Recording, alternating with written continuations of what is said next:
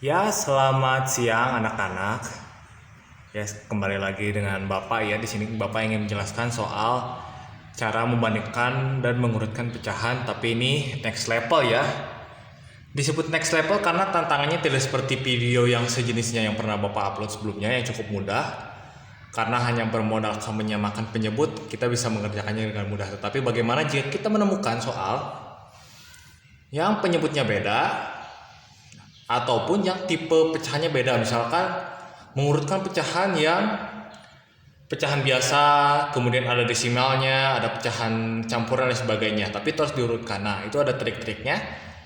Tetap pantau terus channel Bapak ya. Oke, untuk permulaan kita akan mulai dari membandingkan. Harusnya seperti ini ya, tapi tak apalah. Di sini ada dua buah pecahan yang penyebutnya berbeda, yang satu 7, yang satu 10. Nah, kalau di video yang kemarin kita tidak perlu menghiraukan yang namanya penyebut selama penyebutnya itu sama, misalkan 10 dengan 10. Misalkan di sini 10, maka yang kita perlu pikirkan adalah yang atasnya. Berarti 8 dengan 4 gedean mana? Otomatis 8. Jadi bentuknya akan seperti ini tandanya. Tetapi ini ada perbedaan dari pecahannya dan akan menjadi tantangan. Oke, di sini kita harus yang pertama dilakukan, ingat yang pertama dilakukan adalah membuat pecahan ini menjadi senilai. Artinya adalah kita harus mencari tahu FPB atau faktor persekutuan terbesar dari 10 dan 7. Oke, jadi kita harus mencari bilangan yang sekiranya bisa dibagi oleh 10 dan oleh 7. Caranya salah satu yang Bapak tawarkan adalah tabel seperti ini. Misalkan ini tanda kali, ini tanda angka 10 dan ini ada angka 7. Nah, misalkan 1 dikali 10 hasilnya 10. Nah, 2 kali 10 hasilnya 20 dan begitu seterusnya. Nah, untuk angka 7 pun sama. 7 kali 1 adalah 7, 7 kali 2 itu 14 dan seterusnya. Sampai kita menemukan dari dua hasil masing-masing dari perkalian dari dua penyebut ini, itu menemukan hasil yang serupa, misalkan angka 70. Otomatis kita sudah menemukan penyebut harus 70 dua-duanya. Berarti kalau misalkan di angka 10, berarti penyebutnya itu perlu dikali angka 7. Kemudian yang penyebutnya angka 7 perlu dikali angka 10. Oke. Jadi ingat ya, berarti yang tadi kita ingat ini perlu dikali angka 7 untuk menjadi 70. Berarti ini harus dikali angka 7 juga. Begitu pula dengan sebelahnya 7 kali 10. Berarti harus perlu dikali 10. Hasilnya adalah jadi seperti ini. Oke? Jadi yang tadi 8 dikali 7 hasilnya seperti ini. 8 dikali 7 ya. Nah, ini yang tadi dikali 10 jadi 40. Otomatis karena penyebutnya sama, kita tidak usah pusing-pusing untuk memikirkan ini, tetapi kita perlu lihat atasnya atau pembilangnya. 56 dengan 40 lebih besar mana? Tentu saja 56. Otomatis tandanya menjadi lebih besar dari 56/70, lebih besar dari 40/70. Jika kita geser lagi ke soal yang asli, otomatis ini menjadi sama seperti ini ya, lebih besar dari. Kenapa? Karena 8/10 senilai dengan 56/70. Jadi sama aja lah. Oke, berarti 8/10 lebih besar dari 4/7. Itu ya triknya untuk cara membandingkan pecahan jika penyebutnya berbeda. Oke, kita akan bergerak kembali lagi ke pembandingan dan mengurutkan pecahan. Karena kita sudah membandingkan, kita mencoba untuk mengurutkan pecahan.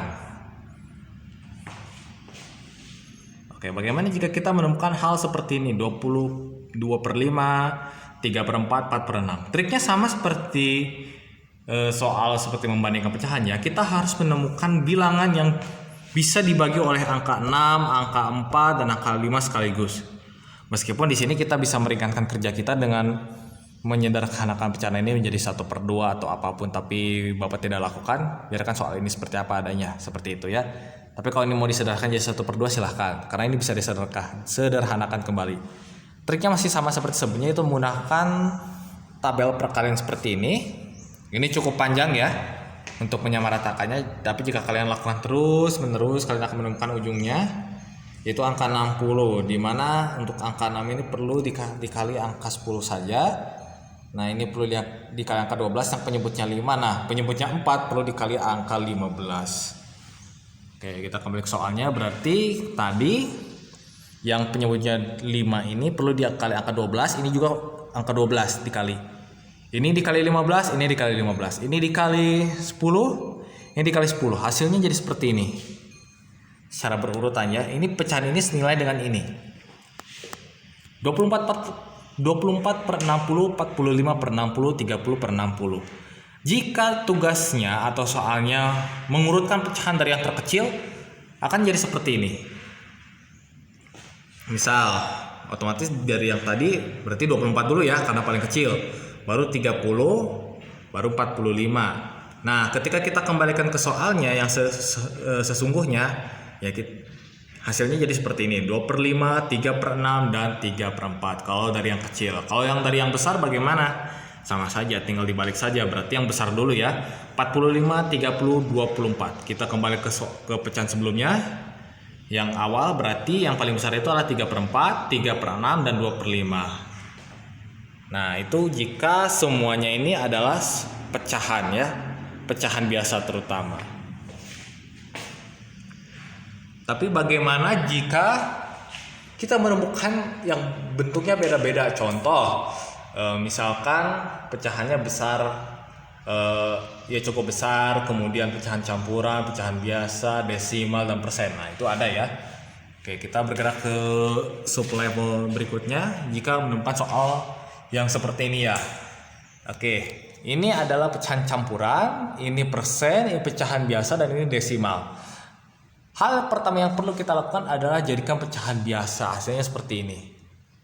Oke, ini jika jadi pecahan biasa jadi 25 per 8, 3 kali 8, 24, tambah 1 ya berarti 25. Ininya tidak berubah. 23 per 5. Nah ya udahlah, nggak apa-apa, tetap aja karena kita butuhnya pecahan biasa.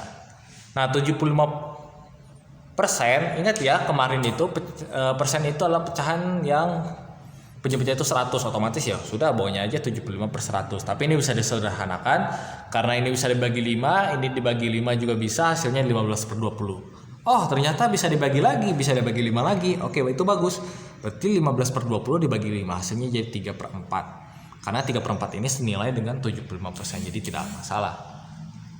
Oke, kita ke 3 per 25. Ini kalau ingin menjadikannya suatu pecahan, kita harus mengubahnya dulu. 3 tetap 3. Otomatis kita ada sisa 0,25 di sini.